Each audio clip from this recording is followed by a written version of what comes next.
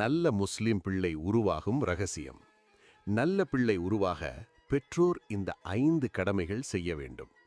ஒரு நாள் ஒருவர் முஹம்மது ஸல்லல்லாஹு அலைஹி வஸல்லம் அவர்களிடம் கேட்டார், யா ரசூலல்லாஹ், பிள்ளைகள் நல்லவர்களாக எப்படி வளர்வார்கள்? அப்போது நபி ஸல்லல்லாஹு அலைஹி வஸல்லம் அவர்கள் கூறினார்கள், முதல், சிறு வயதிலிருந்து அல்லாஹுவை அறிமுகப்படுத்துங்கள். இரண்டாவது, தொழுகையை பிள்ளைகளுக்கு பழக்கமாக்குங்கள். மூன்றாவது, நல்ல குணம் மற்றும் மரியாதை கற்றுக் கொடுங்கள். நான்காவது, ஹலால் ஹராம் என்ன என்று புரிய வையுங்கள். ஐந்தாவது, நல்ல நண்பர்களுடன் பழக கற்றுக் கொடுங்கள்.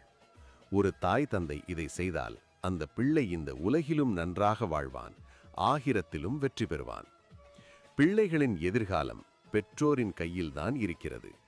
பிள்ளைகள் எப்படி வளர்கிறார்கள் என்று அல்லாஹ் பெற்றோரிடம் கேட்பான். நம்